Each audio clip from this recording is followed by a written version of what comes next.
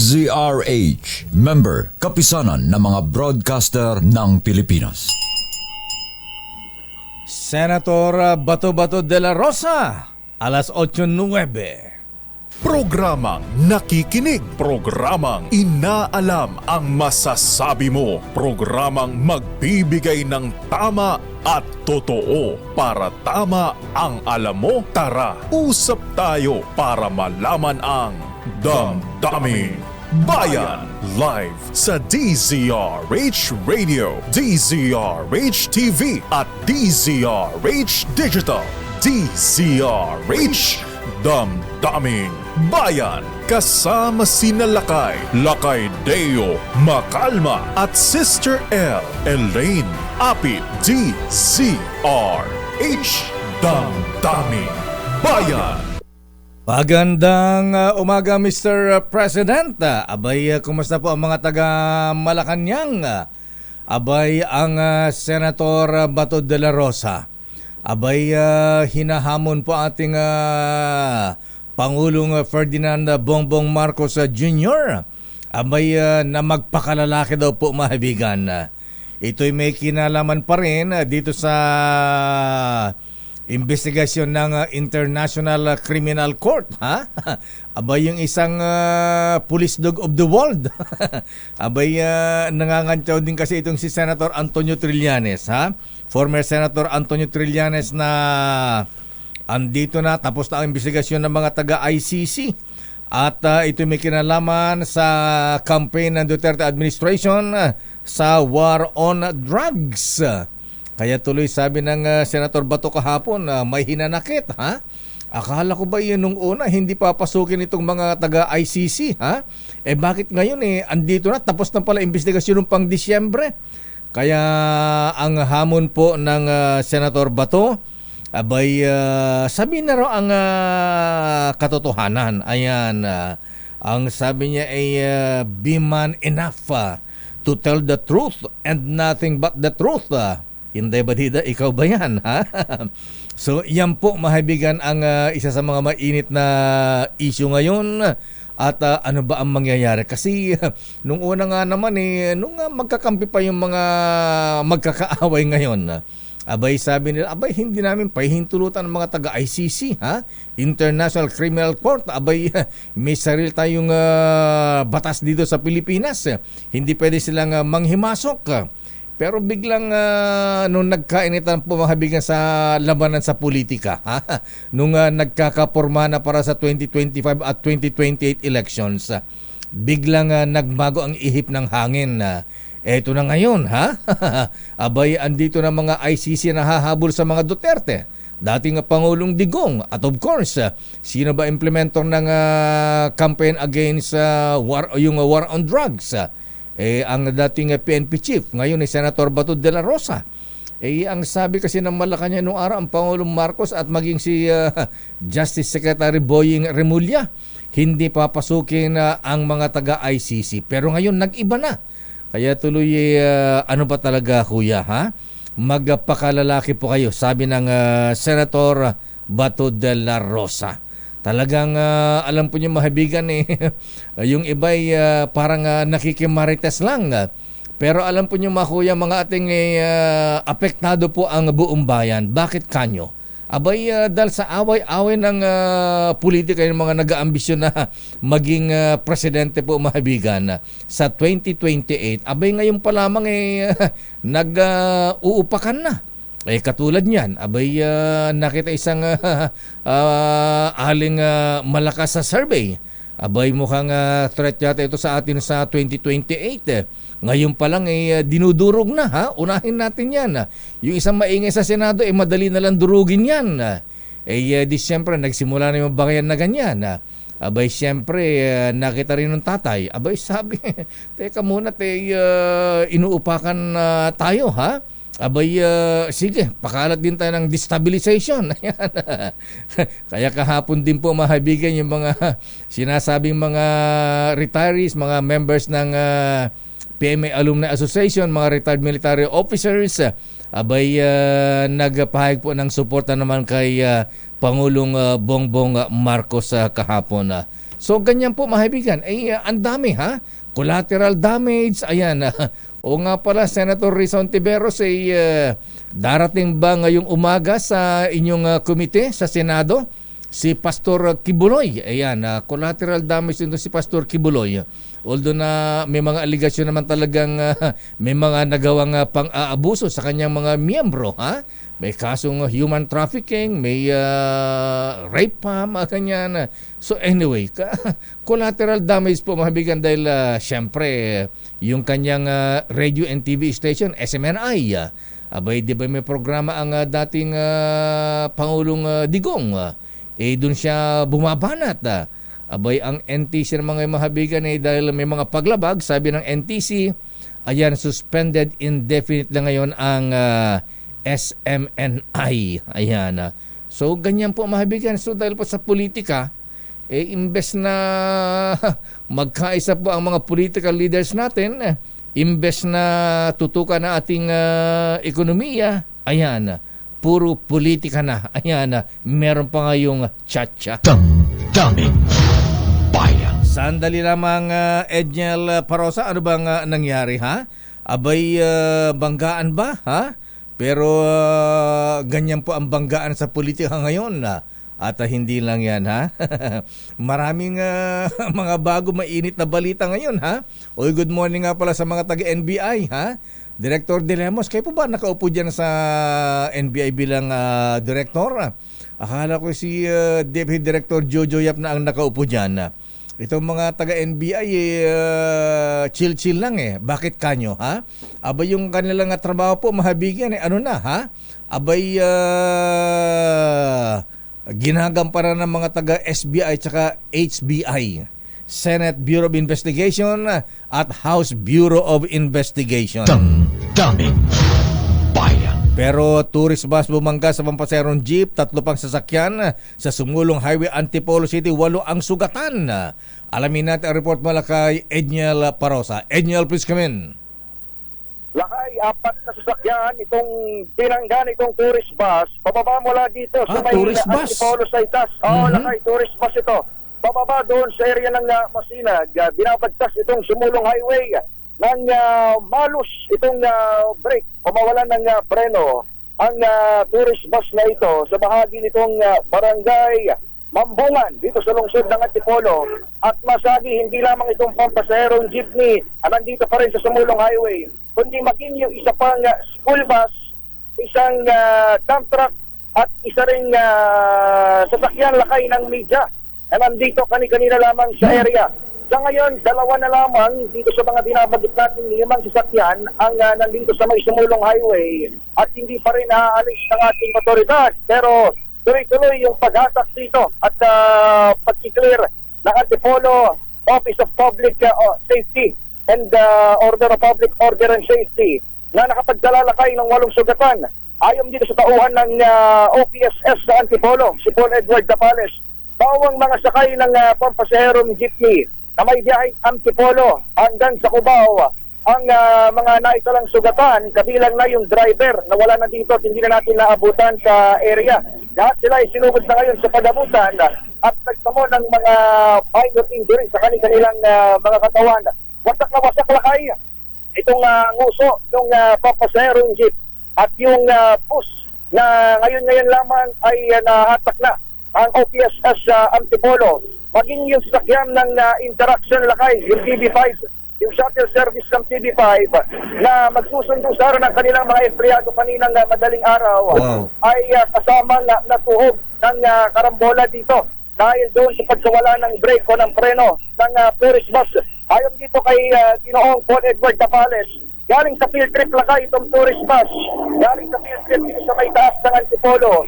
At bababa sana sa may area na nga ng Masinag, sa may border ito ng Marikina, nang mawalan ng preno at madama yung isa pang school bus.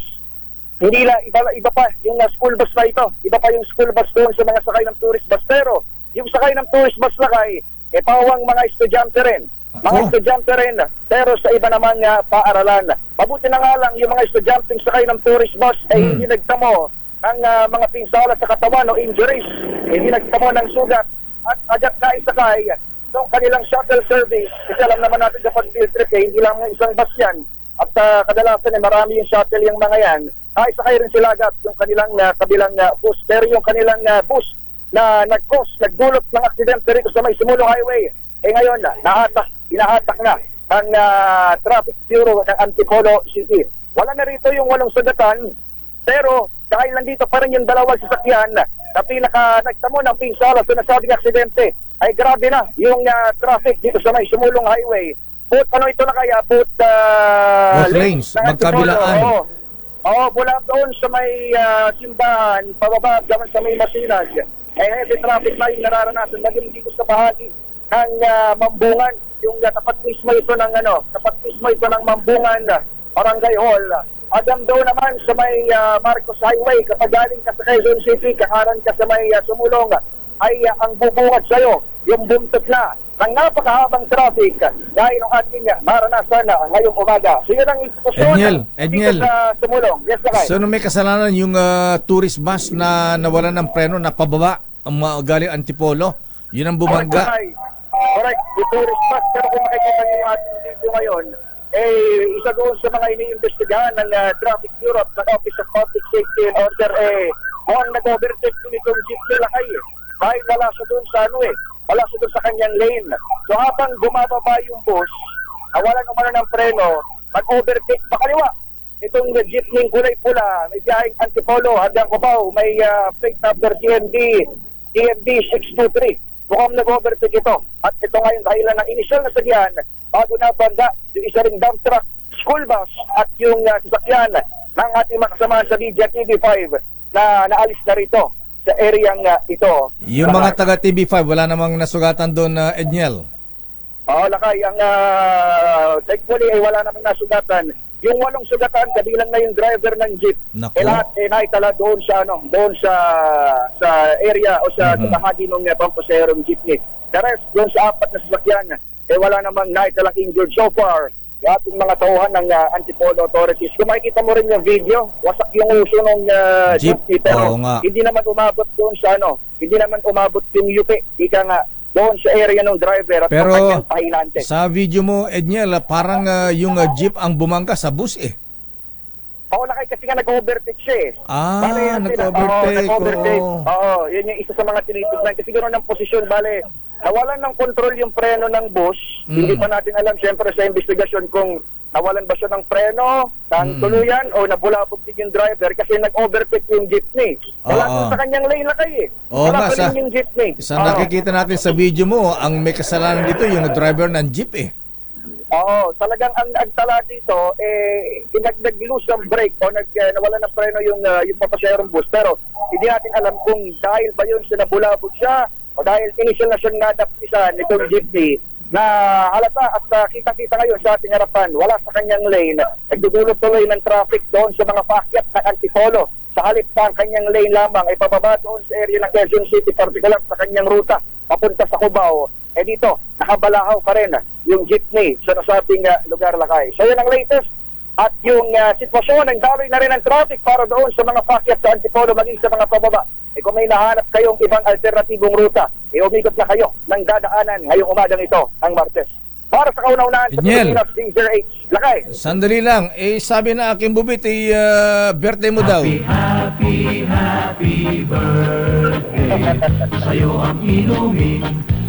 Nagkita dito ng libreng breakfast. Hinintay ka, Edniel. Bilisan mo bumalik dito.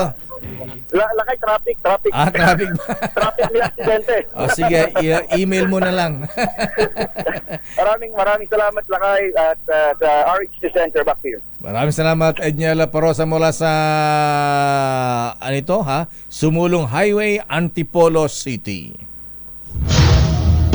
Kaya ingat-ingat po sa pagmamaneho. Ayan, nagmamadali. Ayan, parating dahilan na nawalan ng preno. Pero anyway po mga kaibigan, buti na lang at wala pong namatay pero may sugatan na. At nasa ating linya, ayan, speaking of People's Initiative Charter Chains. Mamaya balikan natin si Dr.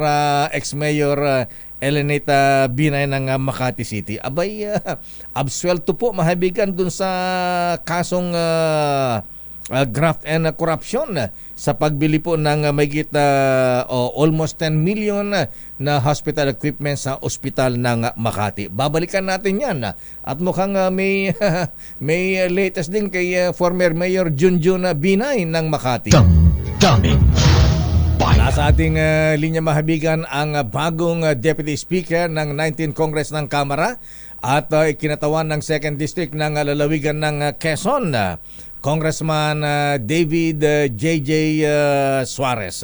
Congressman J.J. Suarez, magandang umaga po sa inyo, Deputy Speaker.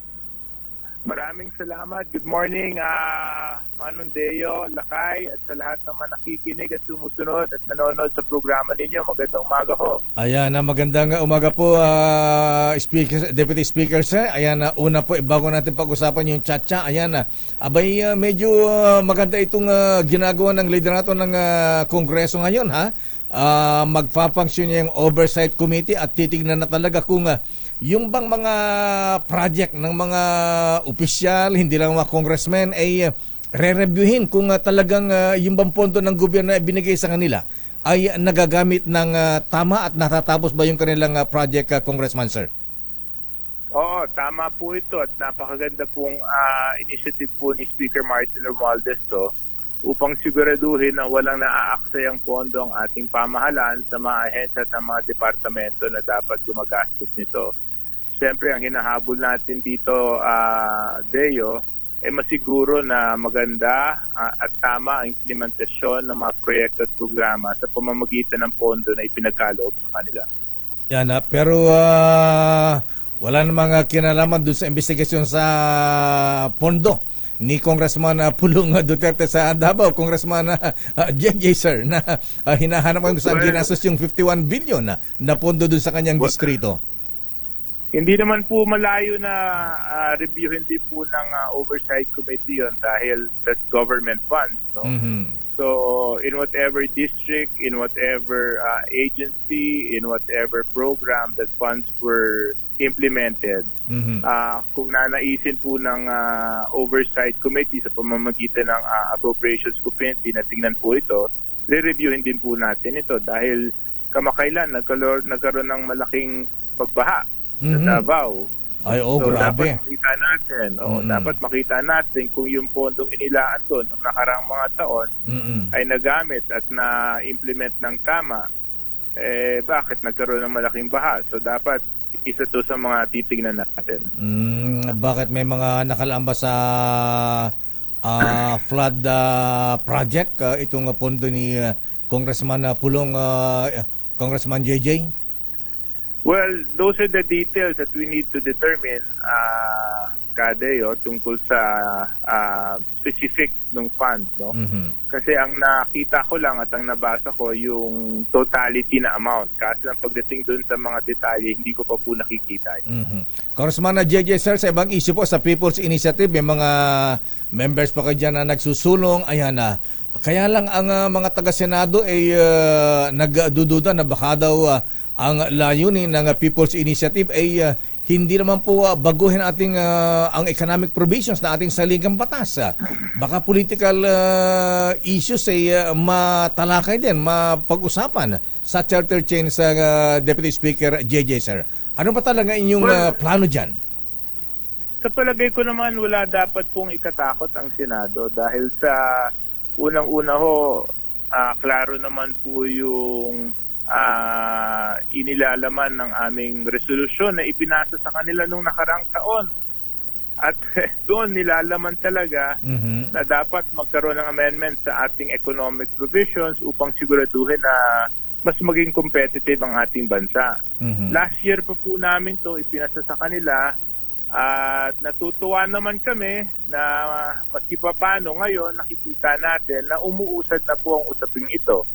At pangalawa, at least kaisa na po ng Senado ang mababang kapulungan na kinikailangan na po natin talagang amyendahan ang ating saligang batas at tignan po yung economic provisions upang sa ganon makasiguro tayo ng mas maraming investment na papasok sa Pilipinas. Ayan, ano ang garantiya? Ayan, kasi may challenge pa si Senate President Mig Subiri na pagka daw lumihis sa economic provisions ng ating charter chains, baka hindi na po nila ang tawag nito, hahadlangan nila itong isyong ito, Deputy Speaker Suarez, sir. Well, I think yung concern ni Senate President Mig is unfounded. I think what we should focus on is the economic provision tulad ng ipinangako nila, at ito naman po ay siniguro nila na may papasa nila. Kaya sana sa mabilis na panahon magawa kagad ng Senado to. At wala naman, tulad ng sinabi ko, wala naman pong dapat ikabahala, ikatakot ang Senado.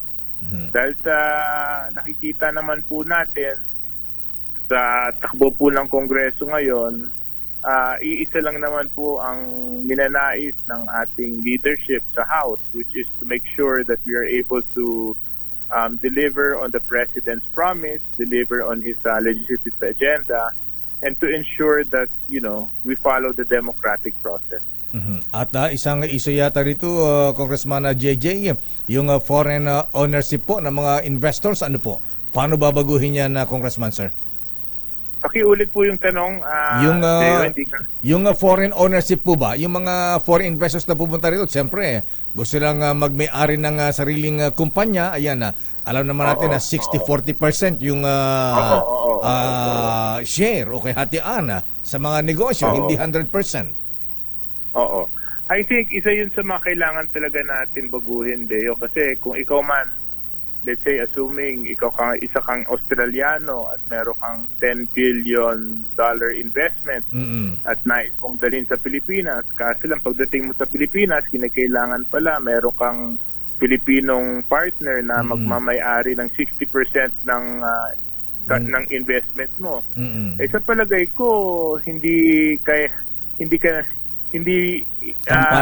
magandang tignan, di ba? Or hindi to enticing para sa isang investor kasi pera mo naman yun. Bakit kinakailangan mo pa maghanap ng kabahagi? At maliban doon, siguro ang isang maganda rin nating pag-usapan ay yung foreign ownership of land. Ayan, isa pa, land ownership. Naiintindihan ko naman yung agam-agam ng Pilipino. Kasi lang kung titingnan natin at susuriin natin, Deo, yung lupa naman na, let's say, makukuha o mabibili ng isang dayuhan, hindi naman niya maiuwi sa bansa niya yun eh. Nasa Pilipinas pa rin yun eh. Let's say, taga Belgium ka, nag-invest ka sa Philippines, you decided to put up a industrial park, 40 hectares. That 40 hectares will never go to Belgium. That 40 hectares will never go to that country where that foreign investor is from. That 40 hectares will remain in the Philippines.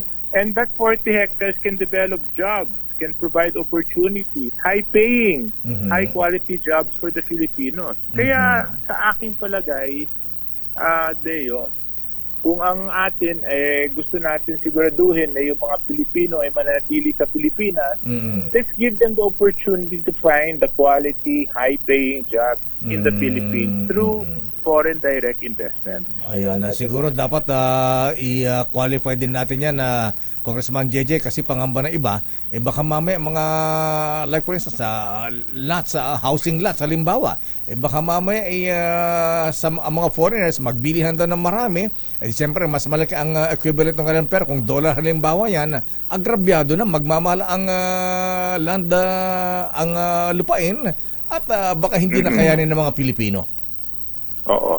So, alam mo, Deo, napakaganda talaga ng posisyon na sinabi mo. Ngayon, hindi natin mariresolba ang ganitong mga usapin kung hindi po natin bubuksan yung pag-uusap. Opo. Kaya nga mahalaga na kailangan na natin talakayin ito. Kasi ako din naman, kunyari, ako bilang isang mambabatas, may protectionism din akong gustong ilagay sa ating saligang batas pagdating sa mga industriya na sa palagay kong kailangan alagaan ng Pilipinas. Upang sa ganoon, meron din tayong matatawag na mga regional champions natin in industry. So as we open up our economy, we also have to protect our local industries. May mga gusto din akong ganyang ilagay sa ating saligang batas. Ngunit kung hindi po natin bubuksan ng diskusyon at hindi po natin pag-uusapan ito at kung hindi po natin uumpisahan, paano po natin gagawin na mas maging competitive ang ating bansa pagdating sa ekonomiya, pagdating sa industriya, pagdating sa manufacturing, pagdating sa mga bagay-bagay na magbibigay ng mas magandang kinabukasan para sa Pilipinas. Congressman JJ Sir, Deputy Speaker David JJ Suarez, maraming salamat at magandang umaga po sa inyo. Thank you and good morning. Maraming salamat, Lakay, at sa lahat ng nakikinig. Maraming salamat. Thank you very much, sir. Kinatawan ng 2nd District ng Quezon, Congressman JJ Suarez. Daming bayan. Andun na ba ang Pangulong Marcos sa 125th anniversary ng unang Republika ng Pilipinas? Diyan sa Malolos, Bulacan. Aris number 14, Let Narciso, please come in. Miss Let, kumusta dyan? Lakay, nasa loob na ng makasaysayang simbahan ng Baraswain si Pangulong Ferdinand Marcos Jr. Bahagi ito ng mga aktibidad kaugnay ng ika-125 anibersaryo ng pagkakatatag ng Republika ng Pilipinas sa Baraswain Church sa Malolos.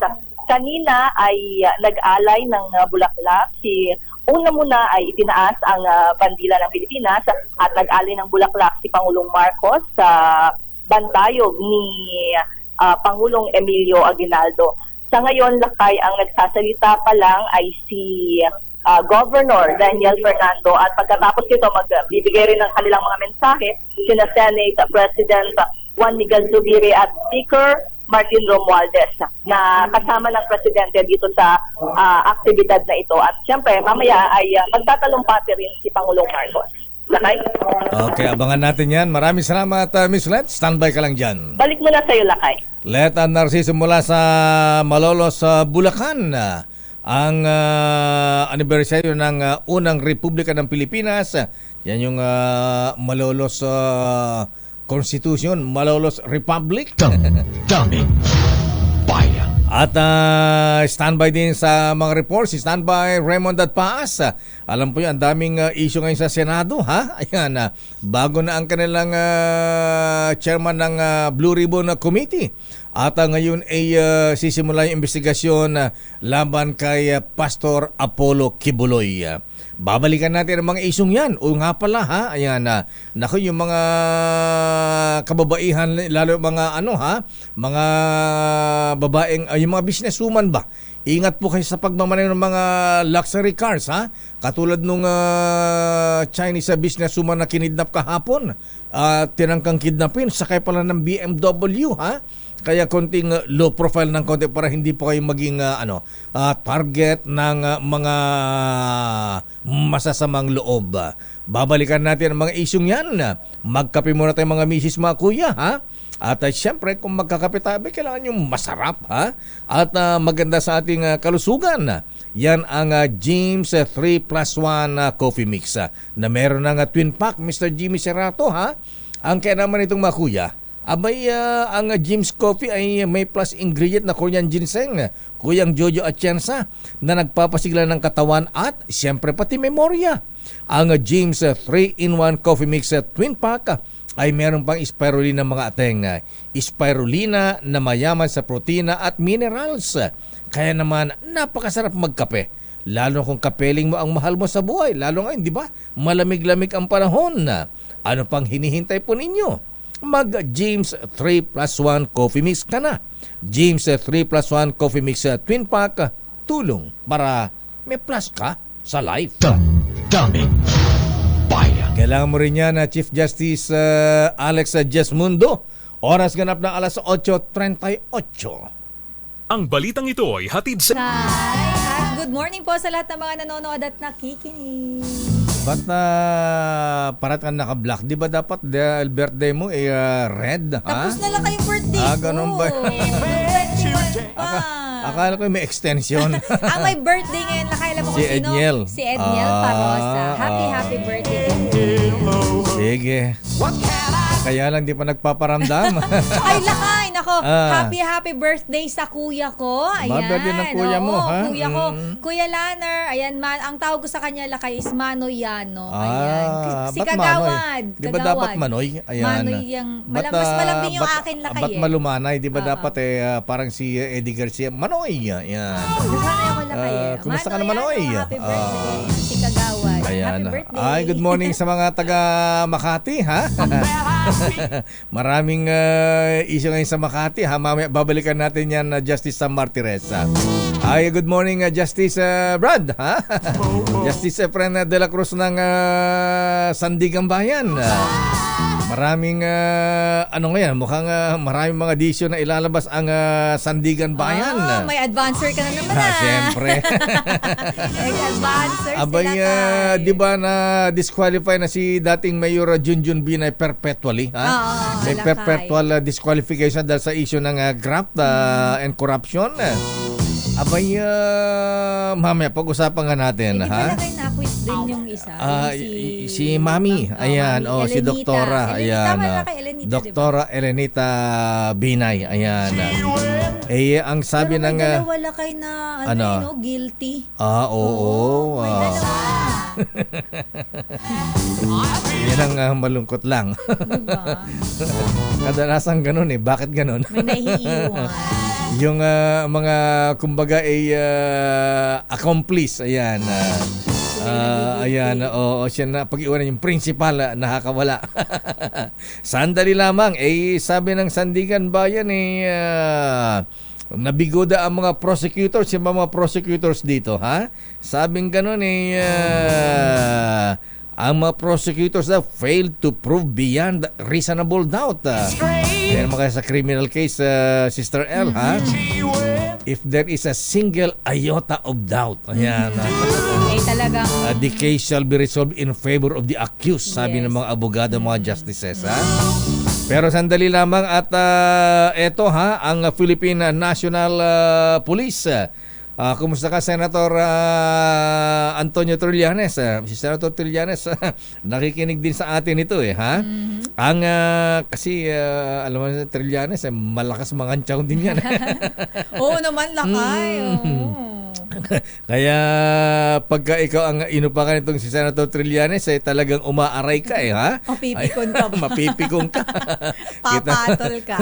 Kaya kita mo si Senate President Mig Subiri napikon sa kanya nung magdebate sila dyan sa Senado, ha?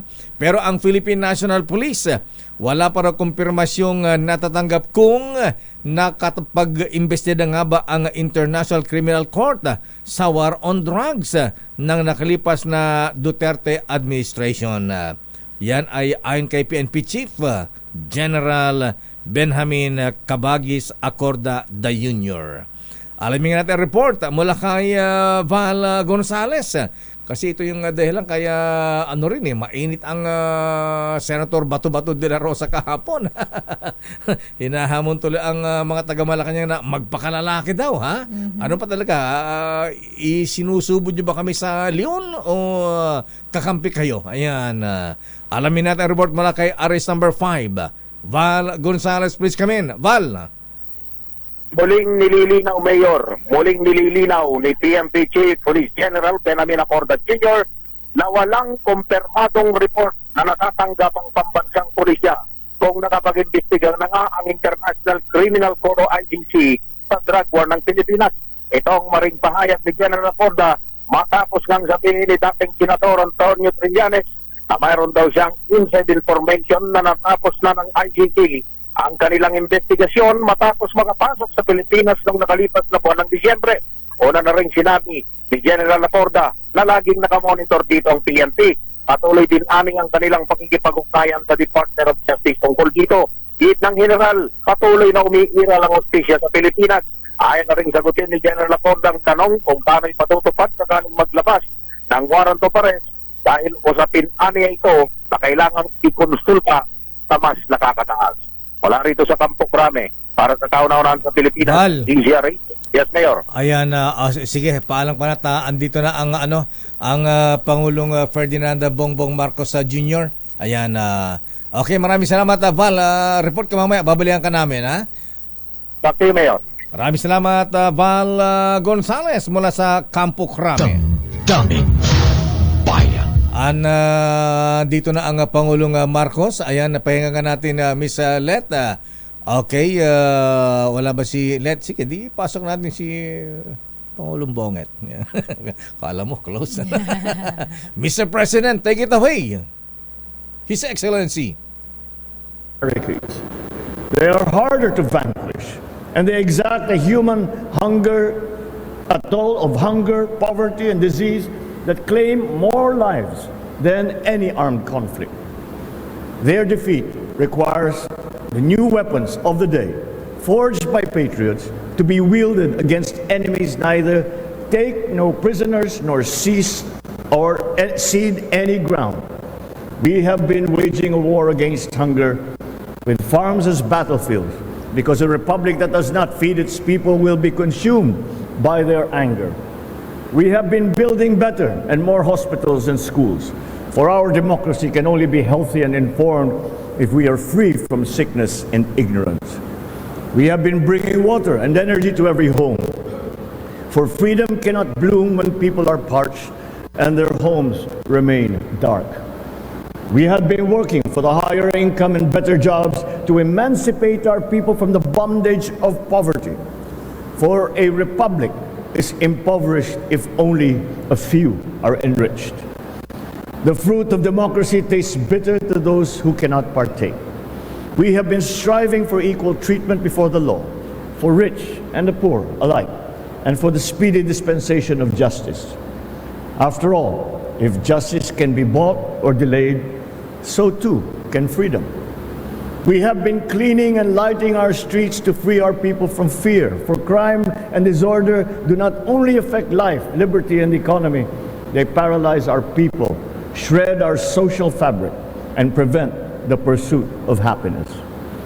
We continue to be unrelenting in securing peace from all quarters, for freedom cannot thrive in chaos. It cannot exist with those who preach intolerance or seek tyranny. Most importantly, we have been working to forge a national unity based on ideals larger than ourselves, for a cause higher than we are. A divided republic can never prosper. When fractured into tribes, cliques, and factions, its attention is divided by the petty, and its energy is distracted away from the grand dreams we have for our nation. These cracks were present when the Malolos Republic was born. Nonetheless, these fissures did not prevent our cohesion into a republic. But on the contrary, it fueled the imperative that our fragmented island shall rise as a united nation. This remains the vision with which we are guiding our nation today. Bagamat mahigit isang siglo na ang nakaraan, isinasabuhay natin taon-taon ang diwa ng kabayanihang ipinamalas na sa atin ng ating linlahay. Higit pa sa mga pagsariwa ng kanilang kadakilaan at mga sakripisyo, binibigyang buhay natin sa ating puso at mga gawa ang kagitingan, katapatan at pagmamahal sa bayan. Ngunit hindi maikakaila na patuloy pa rin ang laban ng bayan sa banta ng sakit, ng kahirapan, kalamidad at iba pang uri ng mga panganib. Kaya naman, makakaasa kayong magiging karamay ninyo ang pamahalaan sa pagharap sa mga pagsubok na ito. Patuloy kaming nagsisikap na pangangalagaan ang ating mga kababayan mula sa iba't ibang uri ng katawalian, pang-aabuso, kawalan ng katarungan. Ang bagong mukha po ng pamahalaan sa ilalim ng bagong Pilipinas ay may mga matang mula sa mga suliranin. May mga taimtim na nakikinig na hinaing ng sambayanan. May boses na handang magtanggol sa naaapi at hinggit sa lahat, may pusong naglilingkod para sa mas maginhawang buhay ng bawat Pilipino. Bawat isa sa atin ay may tuturing na bayani ng ating makabagong panahon. Tayo ang tagapangalaga ng ating henerasyon. kagaya ng mga haligi ng Republika ng Malolos, paigtingin natin lalo ang pag-ibig sa bayan upang maisulong natin ang isang mapagpalaya, mas maunlad at tunay na maginhawang bagong Pilipinas. Mabuhay ang mga Pilipino, mabuhay ang ating Republika. Maraming salamat at magandang umaga po sa inyong lahat. Marami pong salamat sa ating Pangulo. Ang Pangulong Ferdinand Bongbong Marcos Jr. Dito po sa 125th anniversary ng unang Republika ng Pilipinas, dyan po sa may Barasowen Church, Malolos, Bulacan. Ayan. So, yan. Magkaisa. Ayan.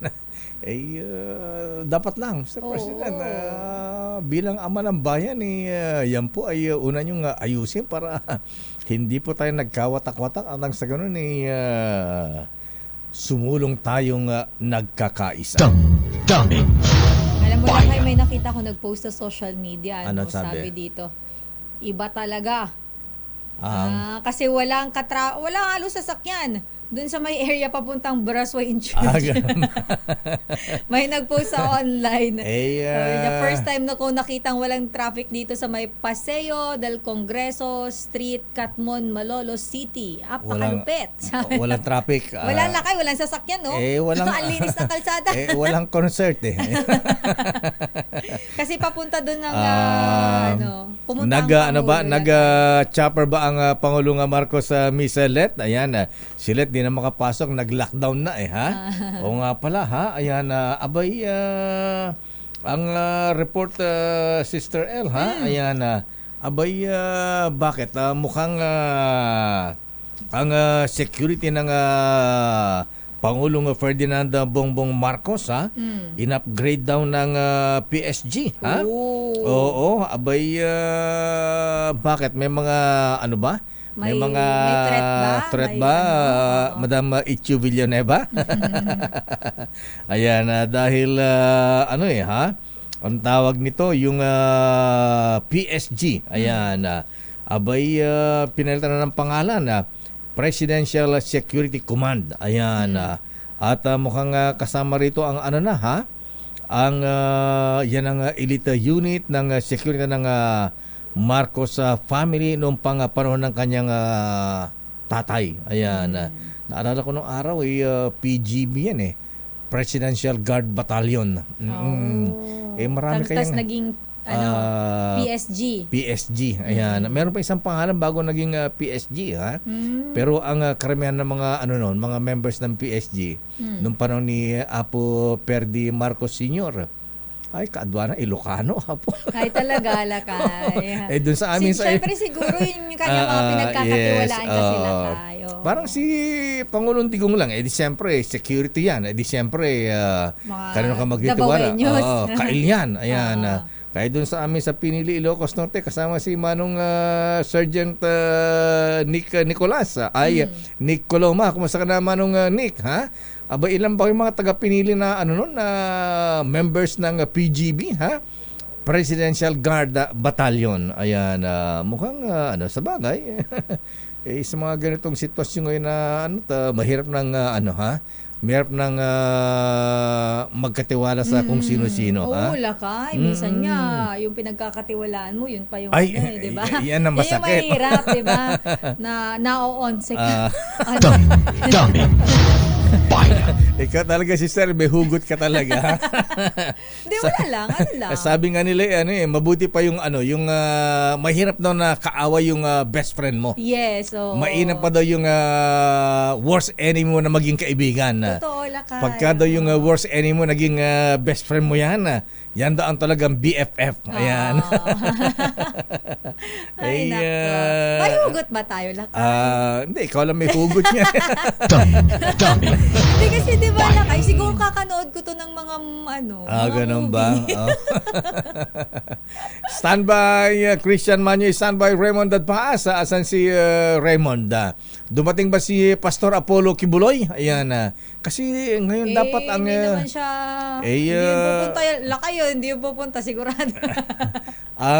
Mr. Michael is my guy. Ano nga sabi ng kaibigan mong si Attorney Ferdinand Topacio, ha? Ang lawyer ni Pastor Apollo Kibuloy. Hindi ba pasisiputin ang Pastor Kibuloy sa committee ni Senator Risa Ontiveros? Baka matulad kay Senyor Aguila? Nakulong sa nagbakasyon sa Senado. O nga pala, nakakulong pa ba yung mga members ng kulto ni Senyor Aguila? Mukhang pinalaya nakalaya na ba? Kayo. Ayan. Kasi naalala ko parang dahil Pasko nga or Spirit of Christmas. Interview sa natin Senator Risa, kaya lang nag-beg off na lang dahil kausap na ang mga lawyers kaugnay sa hearing kay Pastor Kibuloy January 23 ngayon yan. Today. Mamaya, ayan, abalang-abala ang mga investigador ng Senate Bureau of Investigation. Pero Lakay, mayroon na ba tayong update dun sa yung Pinay na sinasabing nakapatay ng sangkot sa pagpatay sa among Hapon? Hindi naman sinasabing update oo nga, may na-interview si na Tunying kanina yung yung nanay. Nanay nung pero yung ating Lakay OFW. gobyerno ano kaya ang DMW at ang tingnan natin anyway, tumulong na may tumawag na rin sa pamilya nila doon sa Nueva Ecija. So abangan natin yan kung ano nga ba ang tunay na dahilan. Ayan, ba't iniwanan daw nung kababayan natin may yung pala sa kanila, yung abandonment ng ano. Kasi nasanay tayo rito ayoko makialam, alis ako diyan, baka mamaya di ba lang ganun sa atin, yung parang hindi ako pwede diyan kasi baka maging pa ako. Matawag ka pang saksi. Ayan, kaya maging suspect ka ayan, alam pag naging witness ka sa isang krimen nako, yung mga suspect pagka nag-testify ka diyan ihaharas ka niyan. Baka ikaw pa ang balikan. Baka idiin ka pa, baliktarin ka. Hindi kaya ganun ang naging pag-iisip nung kababayan natin, kaya imbes na tumulong, ayan, pero dapat itinawag din kasi sa pulis. Inireport na lang agad na hindi inireport kasi.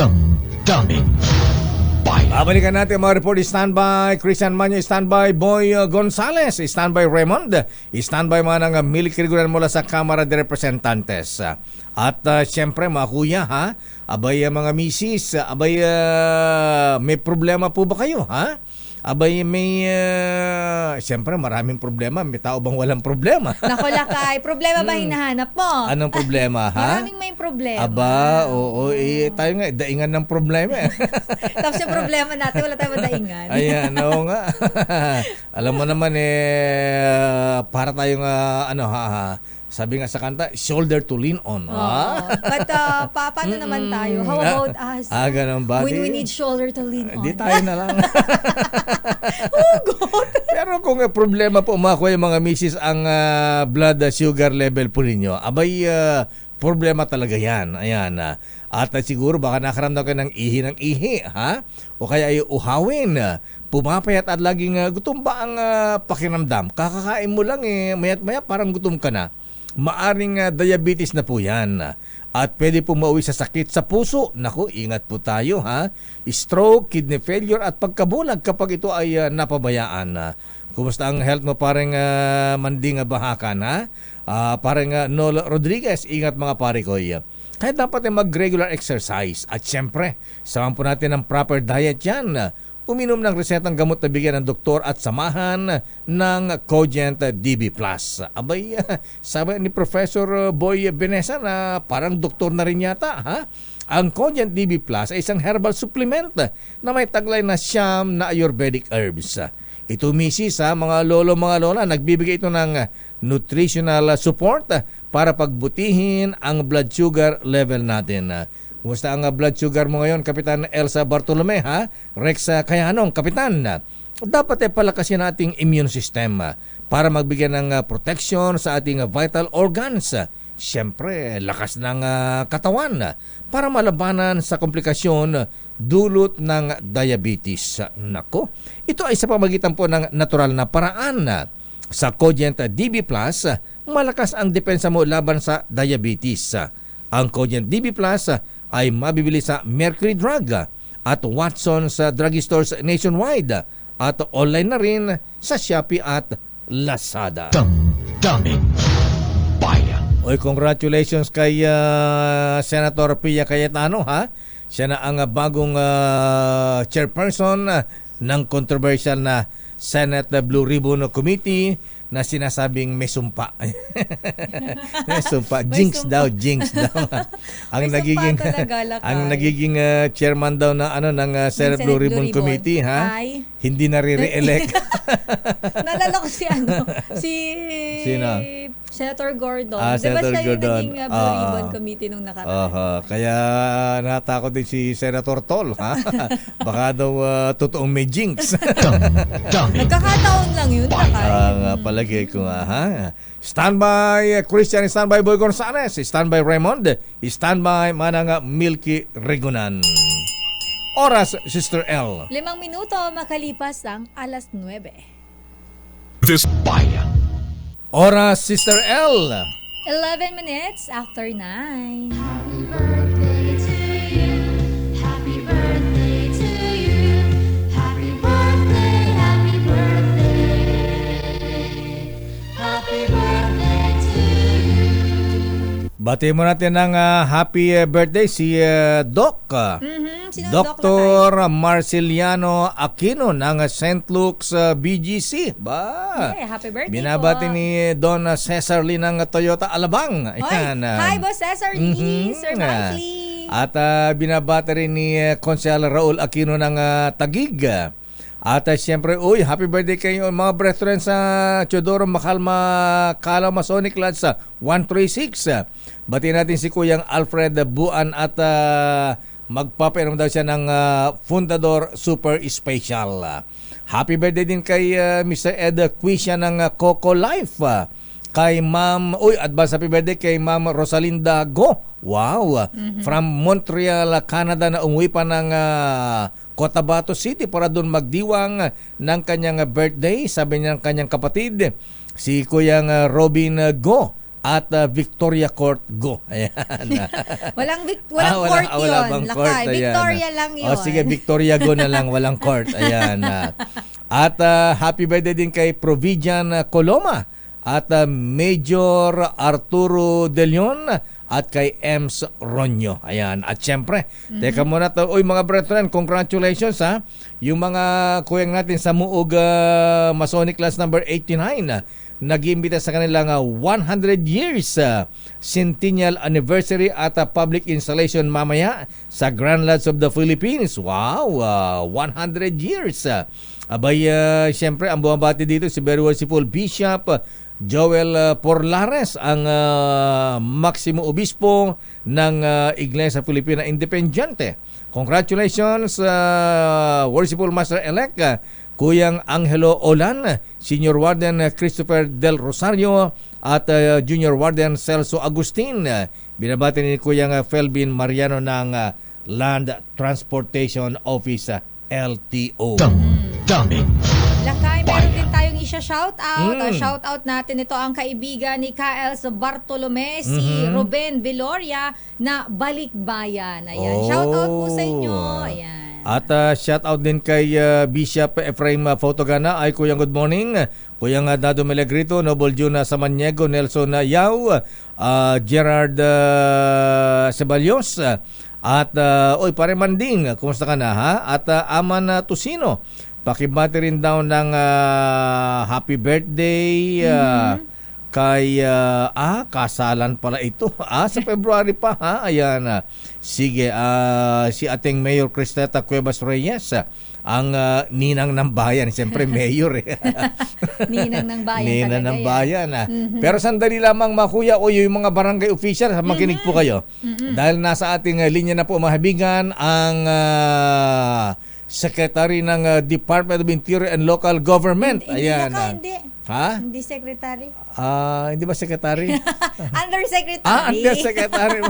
Akala ko, Ikaw talaga Lakay eh. Akala ko yung Secretary Benhar Abalos Namin mismo masyado si Secretary Oo nga, Abalos eh. But napaka-busy yata ni Secretary Benhar ngayon, Yusek Odilon Luis Pasaraba.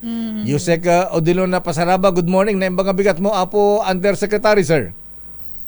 When naimbag nga bigat Apo Lakay and Sister El, and of course Good morning, Secretary Benhar Abalos, ang aming butihing secretary. Pag pumanin mo, nako, mayroon silang sectoral meeting ngayon, kaya sabi niya, please represent Micaela Caideño. Akala ko... Sa lahat ng mga nakikinig sa buong Pilipinas, lahat ng mga Pilipino para sa bagong Pilipinas, magandang umaga. Akala ko nasa Barasuin Church din si Secretary Abalos doon sa 125th anniversary ng Republika ng First Republic ng of the Philippines. Ayan. Okay, anyway. Micaela Caideño, kumusta? Nasa Vigan City ako ngayon for the love for all ng ating First Lady. Yusek, namimiss ka na namin dito. Kaya pala parang amoy vegan langgunisa ka tsaka empanada, Yusek. Maganda nasa ang vegan umaga ka pala. sa Vigan City. Ayan. Anyway, saka natin pag-usapan yung vegan langgusa ni Manong Chabit Singson. Yusek, ayan, maraming barangay officials ang nakikinig sa atin. Ano ba ang paalala ng DILG Secretary Benhar Abalos kaugnay sa mga barangay officials na nagpapapirma para po dito sa People's Initiative, Yusek Pasaraba, sir?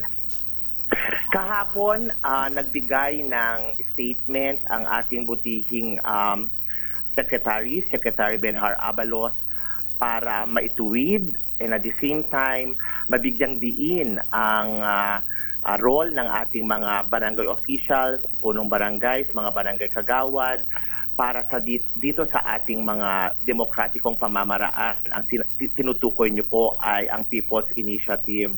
At binigyang linaw ng ating secretary na ginagalang niya ang mga referensya or reference, mga polisiya at mga existing na batas tungkol sa proseso nitong People's Initiative.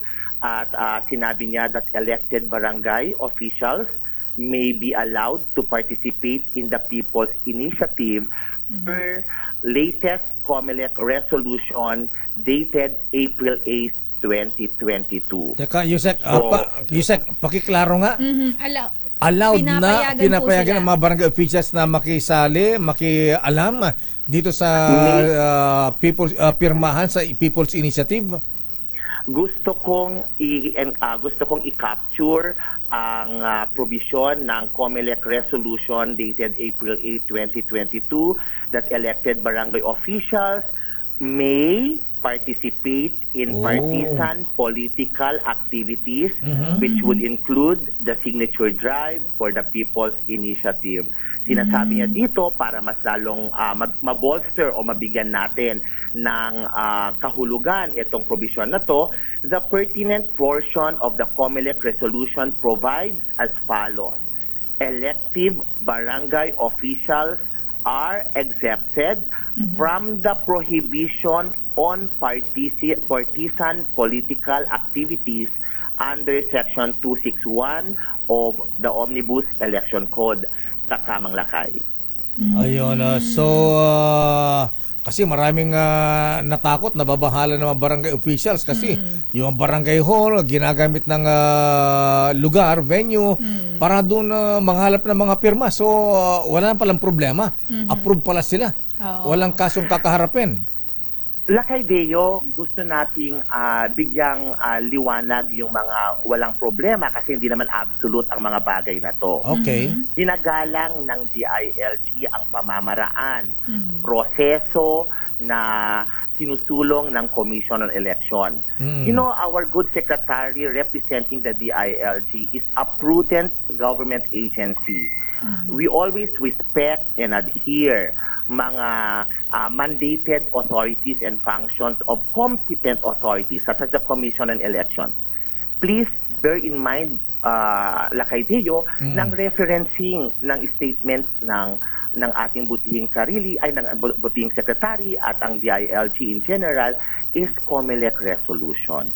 It is in this respect that the good secretary, because of prudence and due diligence, mas nag-inquire kami sa Commission on Election para mabigyan ng mga meet and bound itong sinasabi ng may participate. As to what extent, okay? Okay. Ano limitasyon? Anong limitasyon? Kailangan meron tayo mga do's and don'ts, the meets and bounds ng ating mga actions at ng ating the propriety of our actions as well. Lalo na tayo ay hinalal, and of course, ang ating mga appointed officials, meron ding separate law or separate policy for them. So on the part of the DILG, para lang ma-enlighten, mag-guide natin, mabigyan ng advice ang ating mga elected officials, in this particular sense, ang ating mga barangay officials, nag-inquire kami sa partner natin na Commission on Election para ma-set yung standards on this may participate na provision sa kanilang COMELEC resolution. Ayun, yun lang gusto namin maklaro, Yusek Odi Pasaraba, kasi maraming natakot ng mga barangay officials dito nga sa issue ng pagpapirma para sa People's Initiative. Lakay Deo, Sister El, dyan din ang gagaling si Secretary Benhar. Ayaw niya ng magulong proseso. Ayaw rin niya ng daming nagtatanong sa DILG, ano bang gagawin natin? Paano bang polisiya? Bawal ba kami? Saan ba gaganapin to? So, developmental inquiries, we are always open on that. Pero meron tayong Commission on Election to enlighten us, particularly DILG, on that matter para mag-guide natin ang ating mga barangay officials. Kasamang Lakay Deo. Okay, yun lang, Yusek Pasaraba, sir. At least klaro na. At least malinaw na, Yusek. Hindi natakot to si Barangay Kapitan, si Barangay Kagawan. Kasi mahirap yung gulo-gulo Yusek Dapat talaga malinaw sa ating mga... nakikisama lang kami rito. Pagkatapos baka masuspindi pa, matanggal. Ayan, so approve na, okay lang. Siguro, Yusek Pasaraba, sir, ayan, kailan nang balik mo para matikman namin yung vegan langgonisa, tsaka empanada apo, tsaka tinubong. Lakay Deo, hindi magtatapos dyan ang ating, pagbibigay linaw sa mga bagay-bagay once the good secretary has committed na once na ma-receive natin ang sagot sa inquiry. Of course, we'll disseminate this para mas solid yung ating mga galawan. Yes. At saka i-update ka namin, Lakay Deo, at Sister El. At saka siguro sa kapakanan din ng mga barangay officials sa Yusek Pasaraba, baka pwede kayong mabigyan ng hotline para tawagan kayo o kay si Yusek Chito Balmosina. Ayan, Yusek for Barangay Affairs. Yes, Lakay Deo, ang aming tanggapan, lalo ng tanggapan ng Secretary Benhar at maging ang tanggapan natin, ako naman ngayon ay sumusuporta sa ating DILG tungkol sa mga programa na to. They may send yung mga inquiries nila sa ating hotline number or sa DILG Philippines, DILG Philippines Facebook webpage and Facebook page, and sasagutin natin sila. Okay, o nga pala, magtatanong, maghanap pa kayo. Andiyan si Yusek Odilon Luis Pasaraba. Hindi yan napapagod si Yusek Lakay. Walang pahinga yan si Yusek. Kaliwat kanan yan kahit maghapon yan. Yusek Pasaraba, Jose Agnina, marami. Sa serbisyo publiko, kailangan ibigay natin ng buong-buo ang ating sarili. Yusek Pasaraba, maraming salamat. Yusek Agnina po. Thank you and good morning. Thank you, Yusek. Ingat po kayo. Maraming salamat din. Mabuhay ang bawat Pilipino. Good morning. Undersecretary ng DILG, Attorney Odilon Luis Pasaraba. Damdamin Ayan, mga barangay kagawad, mga barangay kapitan, ha? Ayan, sabi, tuloy ang ligaya. Yan pala ay base naman sa omnibus election code ng COMELEC. Ayan, kasi maraming natakot dong magbigay ng pronouncement ang DILG, ha? Yung pala ay sabi ng COMELEC, ganito ang policy natin dyan. Up to what extent naman? Meron naman kung hanggang saan lang po kayo. At sana napakinggan nyo po ng maigi yung ating panayam. Yes, pero yung sinasabing akusasyon na pang-abuso ni Pastor Apollo Kibuloy sa ilan niyang mga tauhan, ayan, lalo mga chiching, abay sinimulan na ngayong araw na ito ng committee ni Senator Risa Hontiveros, Senate Committee on Women, Children, Gender Equality. Raymond Adpaas, please come in. Raymond, andyan ba si Pastor? Mayor, kasano nga ngayong umaga ang pagdinig sa mga umano'y pang-abuso na reklamo laban kay Pastor Apollo Kibuloy ng Kingdom of Jesus Christ na nakabase sa Davao City. Ito ay sa Committee ni Senador Risa Hontiveros na Committee on Women, Children, Family Relations and Gender Equality. Itinakda mamayang alas 10 ng umaga ang pagdinig hinggil dito. Ito ay batay doon sa mga reklamo na umunoy mga pang-abuso ni Pastor Kibuloy sa mga miyembro ng kanilang religious group. Ngunit dito sa ating dito sa talaan na inilabas ng komite ay wala ang pangalan ni meron pangalan dito si Pastor Apollo Kibuloy, pero hindi daw nag-confirm Mayor at Miss Elaine itong grupo ni Pastor Kibuloy kung sila ay nakaharap dito sa nasabing committee hearing. Ang nag-confirm lamang dito ay yung mga taga-DOJ, DSWD, DILG, meron din taga-DILG dito, DFA, ang Bureau of Immigration, National Telecommunications Commission, ang Executive, ang Council for the Welfare of Children, ang Commission on Human Rights, at ganoon din ng Commission on Higher Education, at yung mga meron nakatala dito 1, 2, 3, 4, 4 na mga complainants na nagreklamo laban sa mga umano ay pangabuso ni Pastor Apollo Kibuloy sa mga miyembro ng kanilang religious organization. At ito ang ating tabayanan na mamaya lamang kung sino ang kakatawan dito kay Pastor Kibuloy kung siya ay nagpadala o magpapadala ng kanyang mga abogado. Dahil napakaraming mga ahensya ang involved dito, dahil yung mga reklamo ay hindi lang pang-abuso dito sa Pilipinas, kundi pati na sa abroad, lalong-lalo na yung sinasabing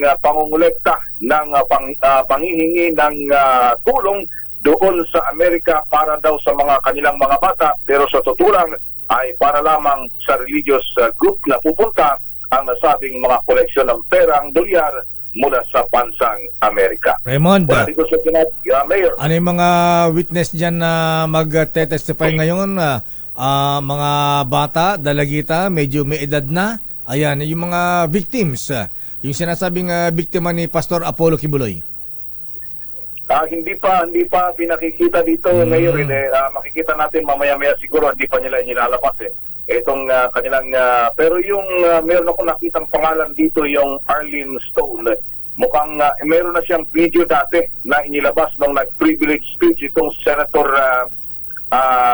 Risa Hontiveros, at ito ay sa ating pagkalam ay nasa abroad. Hindi ko alam kung ito ay nag-confirm, dadalo siya online o kaya ay personal na umuwi dito sa Pilipinas, Mayor, dahil mukhang nakabase na ito sa Amerika. Dahil ang sinasabi niya ay natatakot na din siya doon sa kanyang security, kaya hindi nga binabanggit kung saan siya lugar naroon sa bansang Amerika, Mayor. So papayagan yung online na pag-testify, Raymond, kung halimbawa nasa Amerika? Ayun ang ating titingnan, Mayor, dahil malimit yung iba naman na lalong-lalo na yung mga sabagay, ang nakikita naman kasi natin dito, normally mga taga-Department of Foreign Affairs na kapag sila ay nagte-testify ay nasa mga konsulado ng Pilipinas sa abroad.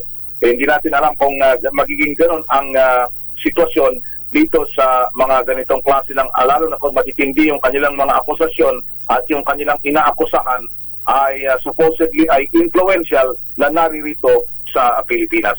Paano kung hindi sumipot si Pastor Apollo Kibuloy, Raymond? Yun lang, kasi baka pwede rin naman siguro magpadala ng kanyang mga abogado. Pero titignan natin dahil meron namang power yung komite kung sakali kung ano yung pwede nilang gawin kapag hindi sumisipot ang kanilang ipinatatawag na testigo, Mayor. Okay. Maraming salamat, Raymond. Teka muna, maraming investigasyon dyan bukod kay Senator Risa. Ano pa yung mga hearing ngayon dyan? Actually, ngayon, nagsimula na yung hearing naman, Mayor, doon sa bigayan naman ng ayuda sa Davao na mukhang tinakangkong. Yung, kasi yung ayuda na yan, yung mga tupad, mga AX, na ang nangyayari daw doon, halimbawa yung 5,000 ang napirmahan, pero 1,000 lang yung nakukuha. Patay tayo. Grabe naman. Alaki naman bukol niyan. Grabe naman yan. matindi dahil mukhang yung governor na mismong nagreklamo ng Davao del Norte, si Governor Jumahid. Kaya yun na dahil may mga ganun daw na dami niyang reklamong natatanggap na yan, yung mga ganung klase na pinipirmahan, pero kung magkano lang ang napupunta doon sa mismong mga recipient na kanilang mga kababayan doon sa Davao, Mayor. Okay. Maraming salamat, Raymond. Tutukan mo yan. Thank you.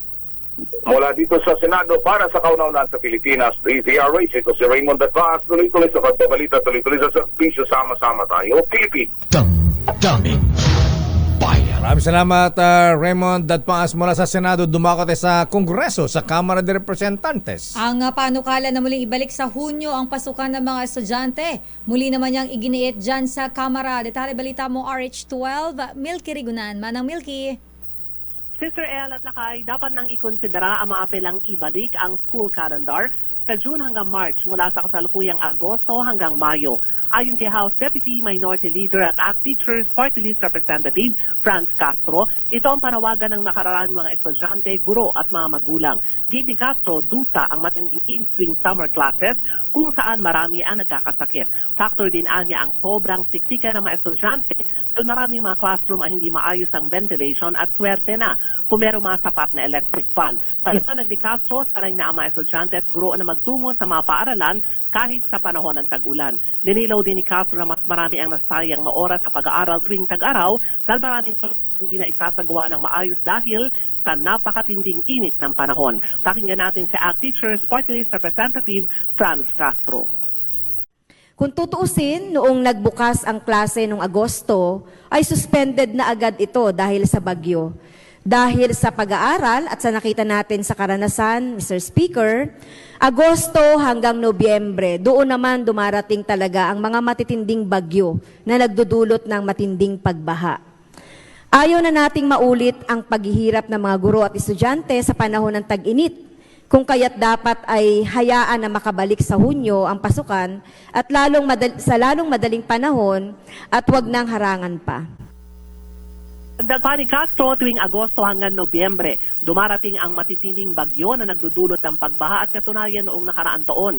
Suspindido kaagad ang simula lang ng klase na Agosto dahil nga sa bagyo. Para sa kauna-una sa Pilipinas, DZRH, ako si Milky Rigunan. Tuloy-tuloy sa pagbabalita, tuloy-tuloy sa serbisyo, sama-sama tayo, Pilipino. Damdamin bayan. Maraming salamat, Manang Milky Rigunan. Ako'y pabor doon, balik sa dati.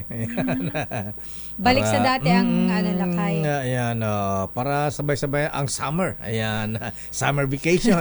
Di, tsaka Lakay, iba yung feeling na yung summer, yung normal, yung before. Dati, maliligo ka sa ilog or sa dagat. Yung mga tsaka sabay sa mga fiesta, mga ganyan, di ba?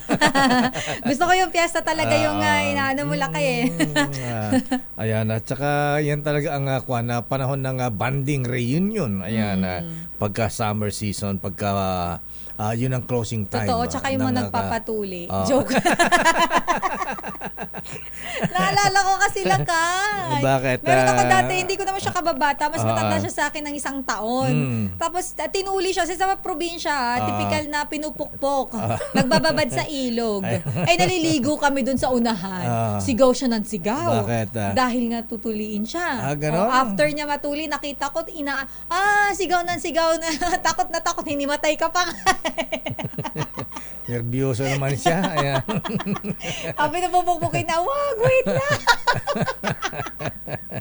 Anyway. Baka mamaya, yung pinangoyang talbos ng bayabas, nalunok na niya. Hindi niya nailagay dun sa Feeling ko nga Lakay, nalunok mo kasi hindi matay eh. Ayan. Teka, may survey daw tayo sa sa school calendar kahapon. Ayan, nasa na yan kung ilang percent ang pero nandito majority ba sa akin? pero wait lang. Majority gusto ang ibalik sa dati. Ito wait lang Lakay. Ito kakasen na sa atin. Ito Lakay. Wala pa tayong Lakay, wala tayong wala pang result percentage, Okay. pero marami ang sumasagot ng June to March. Ayan, Ang ating kasing tanong Lakay, anong calendar ang pabor sa'yo? School calendar. August to May or June to March. At dito sa mga nabasa ko lakay, wala ako halos makita na ang sagot ay August to May, sila ay June to March. August, yung pa, September pa nga. Ay, wala kayo. Pero pabor ang ating mga kababayan, I can say na majority, actually parang 100% ang nakikita ko lakay June to March. Ayan. Ibalik ang school calendar na June to March. Report mo lang kay Boy G. Anong report sa Maynila, Sister L? Punta natin ang report ni Boy Next Door. 11 lugar sa Metro Manila. Nagsumiti na ng kopya ng Abalakay. Aba? Pirma. Kasasabi lang ng DILG, Yusek Pasaraban na hindi pagbabawal ang mga barangay officials, ang dami na kaagad. Sila ay nakapag-submit na agad. Nakapag-submit na agad. ng copy. Yan bang pirmang yan, may tigsandaan ba yan, Boy G? Magkano ba ito? 1,000, ay 100 lang daw lakay, di ba? Sino bang bibigyan ng 100? Yung barangay official o yung pipirma? Baka yung paper mo. Ganun ba? Pero alamin natin. Paano boy kung paano ma-check yan kung si barangay Kagawad tayo ang pipirma dyan para may 100 tayo. Kaya nga lakay, di ba? Kung legitimate yung tao na yon, di ba, na pumirma, may ID ba? May kaya parang ang hirap yata sa comment ito, i-verify lahat ang mga yan kung yan ba tunay o hindi i-verify daw nila to lakay di ba? Kung totoong tao o hindi, kung hindi isang tao lang ang pumirma at may talento sa sa pagpirma. Yan, abuti ng siyam-siyam dyan. Pero ito lakay, ito nga 11 lugar sa Metro Manila nakapagsumiti na ng kopya ng lagda para sa People's Initiative. Report mula kay RH29 Boy Gonzales. Boy. Sister Ella Lacadeo, may bago sa report ko lakay, may nakausap akong barangay chairman. Nung una daw 100 sa pirma. Pero binawi. Kaya nitong pinapipirma uli sila, wala nang 100 kada pirma ng isang pipirma sa People's Initiative. Tapos lakay, ngayon, pinagbibigyan ng bawat barangay ng ilang mga congressman ng 200 na pirma sa bawat barangay. Yan yung latest lakay. Teka. So, anong 200? 200 pirma o 200 piso? 200 pirma lakay sa bawat barangay. Tinutukahan sila ng 200 pirma bawat barangay. Tinutukahan sila ng ilang mga congressman. Pirma mo yan sa barangay mo, 200 pirma. Ganon. Anong kapalit? Wala. And baka hindi nakasama yung pipirma, baka barangay nila. Pero hindi. So parang ang sa kanila, boy, dapat per barangay may 200 signatures for People's Initiative. Oo, sa alimbaba, sa sakop mo sa isang barangay. Oo, yun nga. 1,000, basta 200 lang na pirma. Ay, gano'n. Para sa People's Initiative. So yung 1,000 saan mapupunta? Sa barangay? Hindi na natin alam sa barangay. Kasi bahala na si Kapitan. Paano mo hati-hatiin yun? Bahala na si Kapitan dyan. Bakang kausap doon lakay ng isang congressman, yung barangay na lang. Hindi na kausap yung mga pipirma. Dahil 11 na lakay, 11 distrito na sa NCR ang nagsumite ng kopya ng mga lagda para sa isinusulong na People's Initiative. Teka, NCR ba yan o Manila lang yan? Metro Manila, boy? Metro Manila lakay. Metro Manila na. Okay. Kala ko Manila lang. Sa datos mula sa COMELEC, meron ng mga lagda na isimite mula sa Maynila, Makati, Caloocan, Navotas at Quezon City. Okay. Sinabi ni COMELEC Chairman George Erwin Garcia, nitong nakalipas na linggo, umabot sa mahigit sa 800 natanggap nilang mga forms mula sa iba't ibang mga munisipalidad at lungsod. Ang mga lagdang ito ay susuriin pa ng COMELEC kung totoong galing sa botante kapag may formal ng petition para sa People's Initiative. Sa ngayon ay inikayat ng COMELEC ang publiko na mag-report kung pinipilit silang pumirma para sa People's Initiative. Magugitang ang People's Initiative ay isa sa mga tatlong paraan para mabago ang saligang batas o ang 1987 Constitution. Mula sa lungsod ng Maynila para sa kauna-unang sa Pilipinas, Rich, Ito si Boy Gonzales, tuloy-tuloy sa pagbabalita, tuloy-tuloy sa serbisyo. Sama-sama tayo, Pilipino. Daming bayan. Maraming salamat, Boy G. Boy next door ng Maynila, Boy Gonzales. Standby Christian Manyo, standby Let Narciso mula sa Barasuin Church. Mula sa Malolos, Bulacan. Lakay, alam mo, naisip ko lang bigla, itatanong ko kay Boy, ito bang mga pumirma na ito, na-orient ba sila kung para saan yung pipirmahan nila, tungkol ba saan ito, at ano ba yung magiging epekto once na pumirma sila? Diba? Para napaliwanagan ba sila? Napaliwanagan ba sila na maigi? Kasi mahirap lang kayong pipirma, pirma ka lang basta-basta. Pag kasi kapitan ng ano doon, bata, liga, pirma ka dito. Anong paliwanagan yan? Ali bata, may 50 ka rito. Sandali lang. Swerte yung mga nauna, nabigyan ng 100. Ngayon, wala na. Wala na. Anyway, babalikan natin standby Christian, standby Let. At umabot na po, mabigan ng 285 billion pesos. Wow! Sobra pa, ha? Ang kinita ng Philippine Amusement and Gaming Corporation mula po sa Integrated Resorts Electronic Games at mga kasino sa Pilipinas. Ayon kay PAGCOR Chairman and CEO Alejandro Tenco, nagitan ng 2023 gross gaming revenues ang dating pinakamatas na kita na naitala noong 2019. Tiwala si Chairman Tenco na tataas pang lalo ang gross gaming revenues o kita ngayong 2024 na tinatayang aabot ng 336.38 billion pesos. So, wow! At isa sa pinakamasiglang sektor ng industriya, gaming ngayon ay ang e-games na binubuo ng e-casino, e-bingo, sports betting at specialty games na inasang kikita ng 61.71 billion pesos ngayong 2024. Daming bayan. Sa Lotto kaya, magkano na kaya ang jackpot price? Lotto King, asan ba si Lotto King? Ha? Malu, asan si Lotto King? May hangover na naman. Alang yung to ba? Gusto ko yung asan sabi. Mamam na naman. Lunurin ko sa ano. Sa Fundador Super Special. Sabi ko, 2 kutsarita lang eh.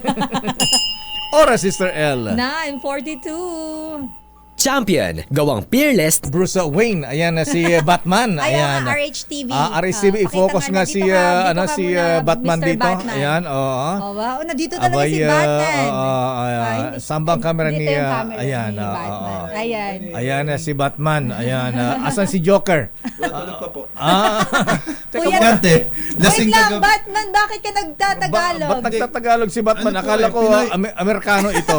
Pinoy Batman po. Pinoy Batman. We have our own version of Batman.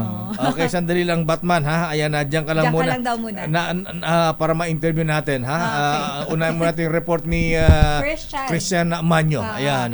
Eto, puntahan natin si Christian Manyo, ang Philippine Coast Guard at Department of Transportation. Makakatuwang ng Land Transportation Office sa malawakang operasyon. Ito naman ay laban sa mga hindi rehistradong sasakyan at mga kolorum. Detalye balita mo, RH8, Christian Gigolo Manyo. Christian. Batman. Gigolo, asa ka na? Spider-Man yata ito. Dating Batman daw siya. Dating Batman. Pero ngayon, Coco Martin na to. Akala ko Lastic Man ito. Captain Barbell eh. Okay, ano may latest, Christian?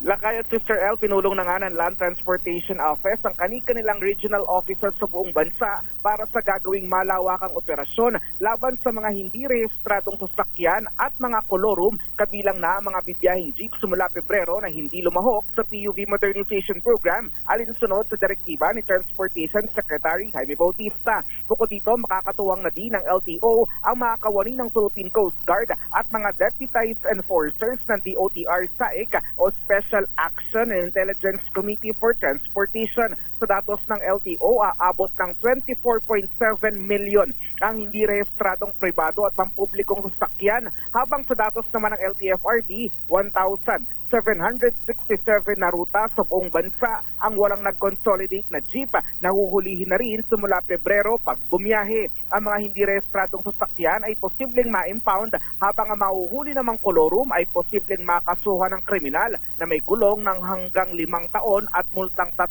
milyong piso. Para sa kauna-unahan sa Pilipinas, DCRH, ito si Christian Manio. Tuloy-tuloy sa pagbabalita, tuloy-tuloy sa serbisyo. Sama-sama tayo, Pilipino. Daming bayan. So mga taga-LTO, LTFRB, gusto natin mag-revolusyon ng mga jeepney drivers. Ang mga drivers. Anyway, sandali lamang, asan si Let? Alam ba si Let? Ha? Wala pa si Let. O si, andyan si Let. Sige, pasok okay. natin si Miss Let Lakay para diretso na kayo. Pangulong Marcos pinangunahan ang paglulunsad ng langa transplant program ng LCP, NKTI. From Malolos, nasa NKTI ka agad sa Quezon City. Ha? Ang bilis, ha? Ayan. Lumipad, parang si Batman. Ayan. Superman. Ayan. RS number 14, Let Narciso please come in. Ayun, lumipad daw. Ayan. Lumipad nga. Parang Coldplay.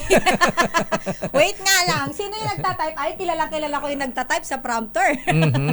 Let Narciso please come in. Miss Let. Lakay si Sir El mula nga sa Bulacan ay dumiretso si Pangulong Ferdinand Marcos Jr. dito sa Lung Center of the Philippines sa Quezon City. Pinangungunahan ng Pangulo ang formal na paglulunsad ng lung transplant program ng LCP at National Kidney Transplant Institute. Pakinggan natin ang bahagi ng mensahe ni Pangulong Marcos. Take it away, Mr. President. Sir. Hindi ko makita si Mr. President. Parang medyo mahina. Bongit. Ay, bongit. Mr. President. Kala mo, close. Mahina, Miss Let. Mahina, Miss Let Miss Let, medyo mahina. Iba yung nasa video natin. Si Doktora Sina Doktora yan. Nakalimutan ko yung name nitong Doktora. Anyway, Let.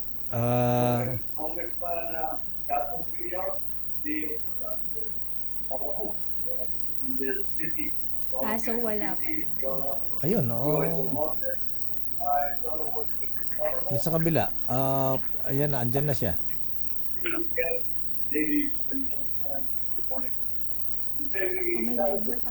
Ayan.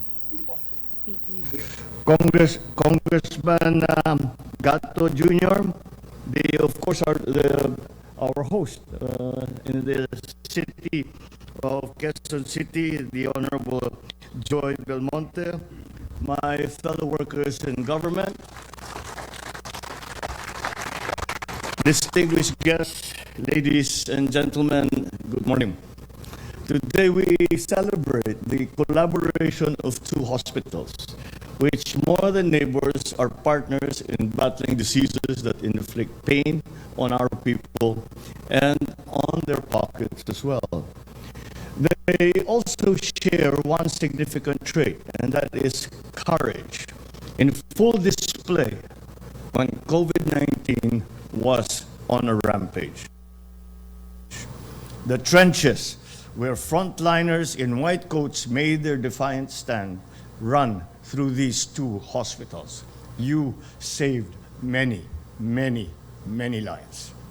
If there is one postcard of grit which captured your stubborn resistance, it was that of the Lung Center personnel, fashioning PPEs out of garbage bags in the very beginning when we could not get enough of these PPEs, when the influx of patients overran all our supplies, as we were unprepared for such a plague that to befall our country. And when I saw that picture captioned with a call, "Laban lang," ito yata ang fighting slogan nyo, "Laban lang." I found myself catching my breath, what breath I could catch, because I was suffering from COVID myself and was still trying to recover. It was unfortunate because it's the first time in my life that I go to the doctor and I ask them what's happening to me, and the doctors would tell me, "We are not quite sure." And the next question, of course, is how do I get better? And the answer also is, well, we'll try everything, but we're not quite sure yet Of course, we have grown. It has improved greatly since then, and that is something. Then that is why the lung center, having been a long-time asthma and allergy sufferer, has been something that I can understand and sympathize with very, very closely. Nais namin ipaabot ang aming taus-pusong pasasalamat dahil sa inyong katapangan. Your gallant acts do not fade with time. Then gratitude has no expiry date either. In LCP and NKTI, these words ring true. Never was so much owed by so many to so few. While the pandemic is over, the diseases which prompted the establishment of the LCP still remain, and in increasing numbers. It is evident in the country's top 10 tally of morbidity or leading causes of sickness, wherein pulmonary-related ailments occupied numbers 1, 5, 7, and 9 in 2022. As to leading causes of death, pulmonary-related diseases took up the 6th, 7th, and 10th slot in the same year. These are more than numbers, because behind them is an immeasurable amount of people whose lives have been degraded, whose dreams have been shattered by disease that bankrupt a family as well as the patient. The partnership between LCP and NKTI can be a template in which hospitals pool their resources and share assets to boost patient care and improve bottom lines. The launch of the LCP and NKTI lung transplant program is an application of the proven maxim that two heads, two hospitals, are better than one. This creates the infrastructure for lung transplants in the country, with the first one to be done within 2024. I wish you Godspeed in this endeavor. I know you will succeed because you are torchbearers of the tradition of bold and brave initiatives upon which medicine has advanced and diseases have retreated. It is the same grand vision which prompted the establishment of the LCP and the NKTI and the Heart Center during an era when great things were not only dreamed of, but developed. Build Better More is of the same ethos, which should animate us today to march forward instead of just running in place. We should stop being content with the piecemeal or belittle big dreams as too ambitious, too difficult, but instead embrace the audacious if we want to leave a better world than we found it. We will begin by learning from the rich trove of lessons that the pandemic has left us. Through the Doctors to the Barrios program, we are training doctors because their development is critical to the realization of universal health care.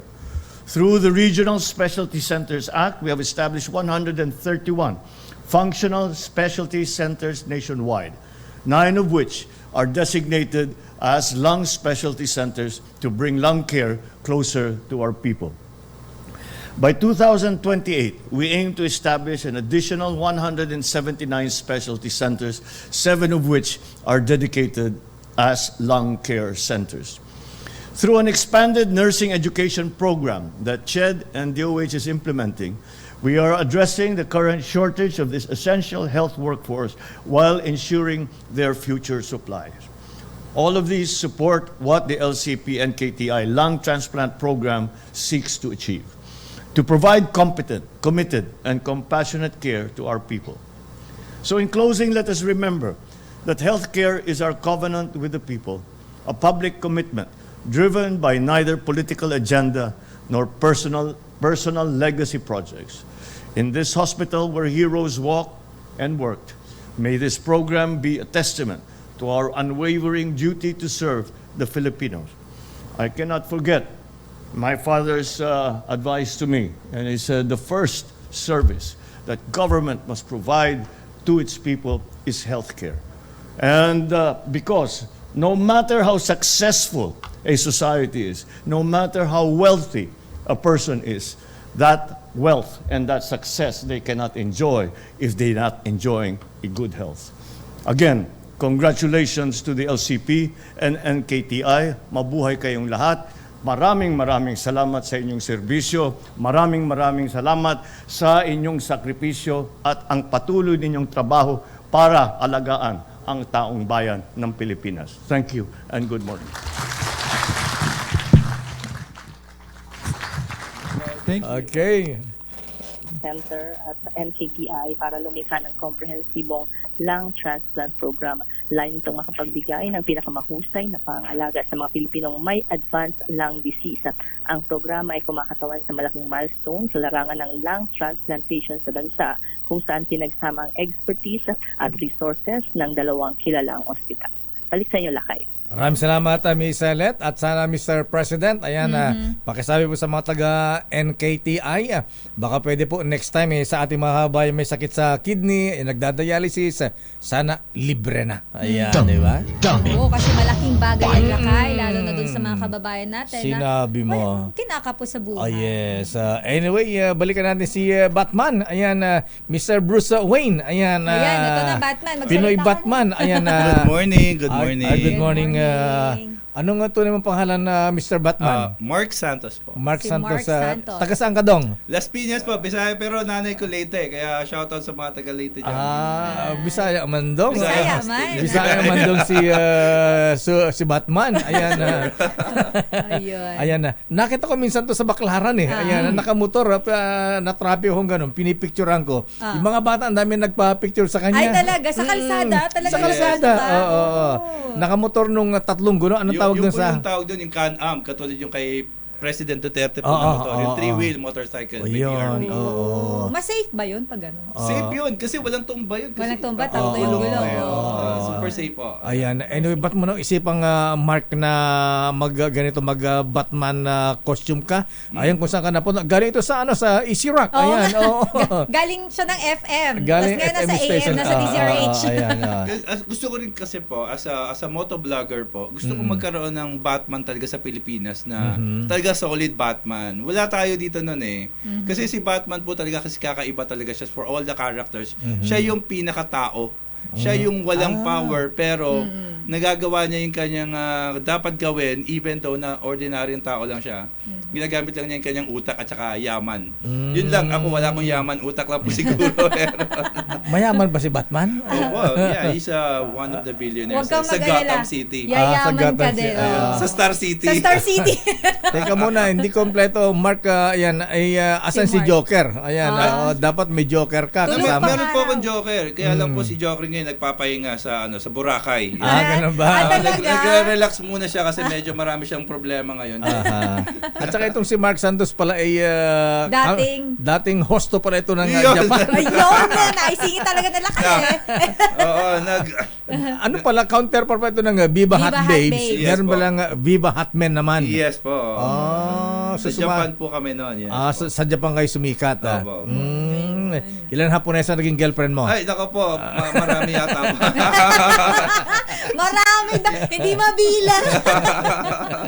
Kaloka. Ayan.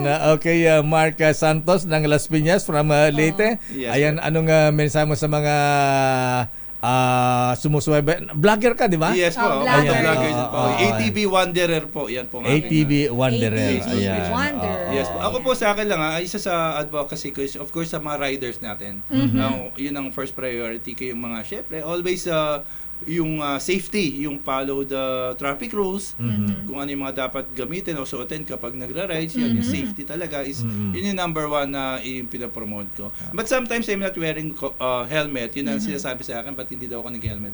But some places lang yun. So for entertainment purposes lang, if ever I remove my helmet. Pero syempre, pang sa highway, sa mga place na kailangan talaga nag-helmet, nag-helmet tayo. Pero mabagal yan, ayan, suot yan. Opo, pwede naman po sa safe na lugar. Pagka na-traffic yung mga bata, nagpa-picture. Kasi kailangan mong pakita sa kanila yung Batman ka, dahil matutuwa talaga. Yun yung isa pa rin po yan. Parang giving a good vibes sa mga tao sa public. Siyempre, traffic, stress yung tao, may mga problema, may mga iniisip. So, once nakita na lang may naka-costume like me, natutuwa. Parang somehow mabago yung moods nila. Kahit minsan nakita mo kasi bangot, kasi pag nakita ka, biglang mapapangiti. Para sa akin, malaking bagay yan. Kasi at least, even the small things, you give people hope to be happy or to smile, di ba? Parang ganun. Ako nga, hindi naman ako mahilig sa mga ganyan, pero nakita ko sa Nakita mo kalsada na, to. pa-picture ka? Hindi, pinicture ako. Nasa sasakyan ako. Hirap na hirap ka pala kayo, no? Naharangan pa nga. Sabi ko, abante nga.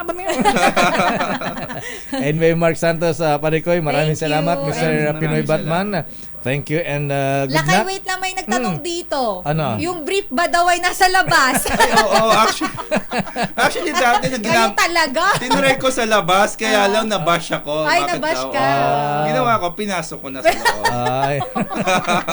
Natatawa ako dito kay Oh, Leo. kasi si Superman nasa Bakit labas. nga ba lahat ng superhero karamihan ay nasa labas ang underwear? Di marunong magsuot ng Ano yun kasi po, you know why? Kasi pag syempre, kunyari bigla silang kailangan, may Kakamadali pala yun. nagmamadali, nagkabaliktad, nasuot na nila yung leggings nila bago sila magsuot ng brief. Kaya nailabas ang underwear. So sobrang kamamadali yun. Kaya next time dapat talaga, wag na lang mag-brief. Ay, nasa loob pala suotin. So, Okay, Mark, maraming salamat, Parikoy. Maraming Thank you. At salamat for inaba ka na having me sa here. Easy Rock. Ayan, sina Sam. Ayan. DJ Sam. Okay, thank you and good morning, Parikoy. Good morning to all. Thank Ayan, you po. mabuhay ang ATV Wanderer. Yun, Ayan. thank you po. Your business is our business. Philippine Competition Commission inaprubahan ang pagbili ng PLDT sa Sky Cable, ha? PLDT, PLDT, binili ang Sky Cable ng mga Lopez. Alamin natin report mula kay Nicole Lopez. Miss Nicole, please come in. Inaprubahan na ng Philippine Competition Commission ng acquisition o pagbili ng PLDT sa Sky Cable. Ayon sa ABS-CBN, parent company ng Sky Cable, pinayagan ng PCC ang transaksyon pero may mga gagawin pang closing conditions noong nakaraang linggo. Ibig sabihin, isang hakbang na lang at tuluyan ng mabibili ng PLDT ang Sky Cable.